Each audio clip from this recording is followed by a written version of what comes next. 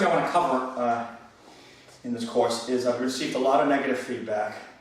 I'm sure you've had this said to you before. And I want to address the reasons for when we practice our self-defense techniques, whether they be combinations, punch, piece, or club, that the reason why we have the person step in and throw the strike. Now, I've had some negative comments on my stuff saying, oh well, nobody punches like that. Also, I've had the comment, hey, after they block, nobody just stays still like that. And so forth. I'm a little surprised at the comments. I think that should speak for itself. But what they don't know, and it's been forgotten over the years because the martial art has gotten really mutated and watered down, is the reason for this. I mean, yes, I know I'm not going to stand there and someone's going to call me a name and he's going to get like that and he's going to half moon in and punch. I know that. Let's switch places. So, what does it do? What is it teaching us? Well, probably the most important thing in this is this. Okay? It's teaching us depth perception, or distance. In Kempo, they say distance is your best friend. Yeah. I have a great best friend right now. Reach out, don't move, reach out and touch. No. Can that leg reach me? No. That leg can, but you have to what? You have to cross into my zone. Or, in other words, his head has to go past his knee and his toe. Once the head goes past the knee and the toe and he's kicking, he's in my zone. So, this is where I know I'm safe, correct? Of course I know I'm safe here. I know I'm still safe here. Well, if I know I'm safe here, I know I'm not safe here. I don't care what your belt says. Action is quicker than reaction. He's listening. He's been learning from you. Action is much quicker than reaction. I don't care what your belt is. Any good master would tell you not to be standing here idling. All the guy has to do is go, oh, forget it, there you go. You just got a busted windpipe, you're on your way with a hole in you. Put a hole in here to breathe. That's what you need. You stay outside their distance, so that if he wants to put his hands on you, he has to take a step. And that step is your trigger to do whatever technique your body will react to according to its repetition and its instinctual perception. But anyways, so the first and most important lesson, distance is our best friend. He can't touch me now until he jumps in and throws a strike. Right, he threw a kick that time. Let's just give it to a punch and isolate. Hey, okay, see? That's good. All right. Hey, just this alone. Just this alone. Go ahead. Yeah. We're doing a mirror distance. I'm matching his distance. I'm learning from this. If you haven't been taught this yet, you will, or you'll learn it on your own, that distance is one of the key things that you must master to be a master in any sport, especially fighting. That's going to be later in the Trinity course. To recap, we have to learn our distance. We have to learn, if I'm here, he can come with a kick. If I'm here, he can come with a punch. If I'm here, here's another thing you can learn. Can either one of us deliver a kick from here? Not good. It won't have time to engage its strength and reach its apex. But, right? Well, yes, we could finger jab before you have time. Your hands are down. My hands are down. You could do that to me before I could ever get up there. So we know we don't want to be standing here. We understand that, but we know we can't kick from here. So that's something to think about. We know this is where the fight gets going. Okay, so we covered the fact that, and we made it clear that the half moon step, this movement right here, is just to teach us, just to teach us our distance. Where to be not to get hit, and where to be that you can get hit, and where to be just on the edge of the circle, where you have time to negotiate the attack, where you don't have time here. Okay, now let's get to the next thing. The most important thing is distance. Now I have time to react. Let's switch sides. And let's do just do a parry block, which is a little harder to do. Hey, okay, now, watch, let's try that again. I'm fast. Hey. What am I learning here? Hey, I'm learning my what? My timing. I blocked that just right. Yes, sir. Imagine, I want you to move slow now. Imagine if I do the block too early, what's going to happen? Right? What if I do it too late? Now, he's got me. I have to time it just right. Hey! Or I'm going to get thumped. So, how many blocks do you have?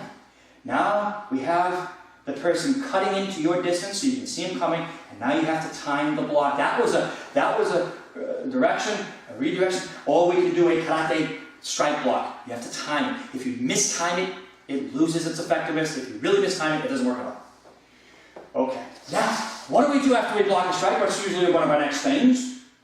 We do a strike, right? So let us go to one of the more popular Kempo techniques. Let's switch sides, please. The old sword technique.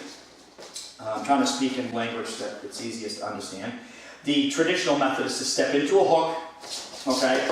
Double block, try to, block out here. Look at all the lessons in this is one move here. Some people will teach here. I love that bicep strike. That's just one of my things. But so we're learning from this technique to time our block. All right. Now that block became a what? A strike. Did that hurt? Yes, sir. All right. Then I was paralyzed. What's the next thing I do is a strike here. So now I have to learn how to follow up my strikes. So the half moving in and the person staying there is first to cut the distance. Second, learn how to time your block. And you can go full speed if you want. Learn how to hit just right. Ooh, that was just right. Oh, look at that. What if I miss and I hit here? You don't get the same effect. You hit the pressure points that the teachers show you, or the pain points.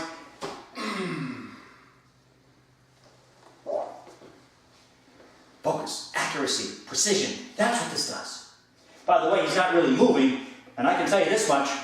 It doesn't take any master to tell you that if you can't accurately, like a boxman, you can't accurately hit a target that isn't moving. What if he starts moving? You can't hit that. Right? Don't they shoot at the stationary targets before they go out and chase the animal? Or hunting? So anyways, he's not even moving. He's moving now, so I have to time it, but now he's not moving much, and I have to start hitting. I'm just doing a basic technique. And I have to be accurate. What if I do this? And I go to chop. I miss. I missed on his palm heel to the nose. Holy Lord, now look at me. So, timing, distance, timing, accuracy on our strikes, pinpoint accuracy. One well-placed karate strike, kick, punch, jab, poke, rip, can equalize the fight, like Grandmaster Danny Lane said in one of my videos. It only takes one good shot to equalize the situation. Now, I'm not talking about in the ring, in a cage or anything where there's rules. You can't jab in the throat. You can't put your finger in the eye. You can't reach under and rip something out underneath the crotch. You can't do those, but those in real life, you're trying to defend someone you love or your girlfriend, or if you have a child and two guys come at you, and it's you or them, I'm not gonna get no jiu-jitsu technique. I'll get killed and my kids will get taken. I don't have kids, but all right. I'm gonna strike the throat. Bruce Lee's famous thing, finger jab in the eye. I'm getting off a little bit. I'm getting off. What I am trying to say is, at least on these techniques, we can practice death strikes and not kill him. I even hit you a little bit, yes, but I have to control over years of experience of doing this to know when to pull back in my distance. That's another thing that this learns. But the main thing, distance, timing, accuracy. Boom. I'll leave you with one last little lesson. One of the grandmasters I was studying with, we were doing a black belt seminar, and he did some fighting stuff, which was awesome. And he's teaching a combination out, technique. And the guy came with a punch, and the grandmaster kind of moved his side. He goes, and he stopped for a second. Other than actual getting in there and fighting, the next best thing, nothing's better than doing your techniques on the human body from this, as they punch in. Doing them like this, because you get to work on your accuracy, your timing, and he may move a little bit, so you have to step in. See, you have to renegotiate, depending on the size or how he moves, you have to renegotiate the technique, and nothing is better to learn how to build your fighting skills, other than actually getting in and fighting. But this is a great way to exercise them.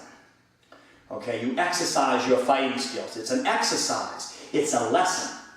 Okay, now the technique that comes from this, hey, depending on who your teacher is and what they know, and listen, I've talked to a lot of Kempo people, I've talked to a lot of martial artists all over the country, and there's a lot of people out there teaching.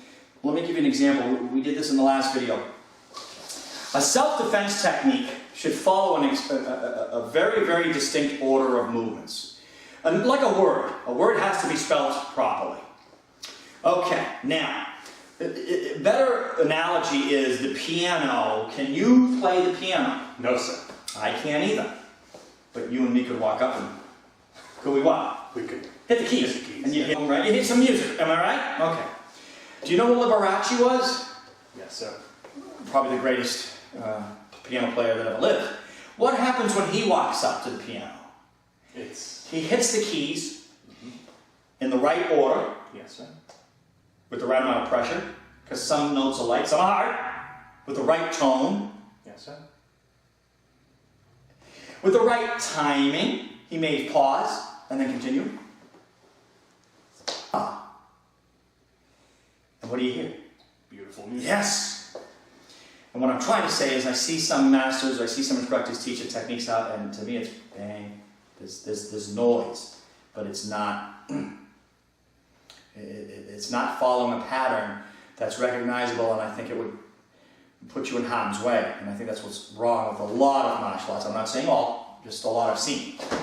Just to take this technique again to show you what I mean. Okay, you always have an ideal technique. We start off with, let's do 3 moves. Okay, step in, I block. 1, I strike the artery here in the jugular. 2, I do a poke in the eyes. 3, and I do a punch 4 to the stomach. Let's just do those 4 moves. Okay, now what if? Okay, what if he strikes with his hand, and then immediately after blocking, he strikes with his hand? All right, what if? All right, let's take a look. Now, my movement, go ahead. After I do this, my movement is to go to here, correct? We have 1 or 2 solutions. I'm pretty quick. So I would ricochet and hit this. Now, try to use that punch. I pushed his artery, I pushed his blood vessel, you felt that? Yes, sir. All right. Okay, Mr. Jim, I'm not that fast. I'm not that fast. I'd block and probably hesitate for a second, now the punch comes. Oh, isn't the next move to go to here? Couldn't I just go here? Don't move, just extend. By the way, take his windpipe away. What's the next move? Isn't it upon here? So I would block, throw that punch. Isn't that the next move? So that's a pretty good pattern, isn't it? What I'm trying to say is you've got a little bit of built-in insurance policy there. Why do you have insurance? You don't expect to get in an accident, but if you do, you're covered. All you have to do is alternate the technique slightly. Just follow the pattern and you should be fine. If you're learning a good pattern. If you're learning a negative pattern, I've seen some pretty wild techniques out there. If you want to discover if the patterns you're practicing stand up under logical cause and effect sequences or reactions, just play the what if game. And you'll come up with wonderful answers. I'm getting way past the psychology of what I was trying to show you. It's just, why do we happen in a punch? The biggest reason is to teach that distance down. We got to stay out of his zone for safety until he jumps in for the attack, which gives us time to set up the alarm system and do our technique. Number 2, we have to learn, slow, how to do our block on time. We have to learn, punch the face, how to evade on time, or at the right time. We have to learn, can we do this way, this way? We have to learn how to redirect. Hey, we have to do it at the right time. Then we have to learn how to do our next strike on time. And then last but not least, we have to make sure we hit the right areas. Right? One well-placed strike is worth like about 5 misplaced ones. I mean, I just did a quick technique, by the way, when he punched. I just showed a quick out of the way. He bent, where he gave me a sort of a horizontal target, and I came down. Oh, you remember that speed video strikes? So yes, sir. I came down, I didn't come low enough, but I came down here. But if you come down on the hip, it's very painful. Plus I added a little bit of a knee. How did I learn how to do that spontaneously? Gonna make a movie. I learned from about doing 10,000 techniques on somebody stepping in like that. And believe me, it reflects. It reflects and it comes out when I'm doing my fighting movements. Or when I need to work my follow-ups, my techniques come out. Because I know how to speak now. Every technique is a word. Learn enough words, you can communicate. Okay? That's a long explanation, but you've probably been besieged by this. I have. Nobody steps in and punches like that. Nobody's going to stay still. Oh, the reason why he stays still is simply because he's not going to stay still like that. Let's go back to this technique. He stayed still, didn't he? Why? It's part of it. No, I didn't hit you. No, sir. My techniques you see me do, I'm bouncing off of him. I'm not sinking in that extra 2 inches to break things. If I really was hitting him. Just slowly, lightly, go ahead. Here's your redirection block. I move to the side. If I slowly strike and I put energy, I begin to cripple him. So that's why he stays there when I do a series of strikes, is I'm not really hitting him. I am, like one of my techniques that somebody, I'm bouncing off of him. See, I'm not really hitting him, I'm just kind of pushing. Okay? But in real life, if I take off the safety, okay, and, I begin hitting him.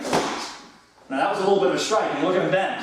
I just gave him a little juice because this is a very sensitive area to hit. You can cause a lot of, but see, I'm just bouncing. I don't want to do this, okay? I gave him a little shot there. What'd you do? But I'm not hitting him out of respect for him punching in for me and giving him his health. But I am using him as a target, and I am bouncing off him. Okay, and that's why he's not going to just stand there. Of course he's not going to stand there. If you're hitting him with full power blows, he's going to fly out the window. Okay. That's it, right? Yes, Did I cover it enough? I think. Did I cover everything I want to cover? Yeah. I believe so, sir. Yeah. Okay, distance, timing for the block, accuracy on the strike. End of story. Those are the main reasons. The technique itself are little lessons in fighting, and they should be very well spelled words. Otherwise, you're practicing banging on the keys. Okay, let's move on to the next chapter in this course. Thanks for watching. These videos are tremendous. You'd better like them too, or I'll be back.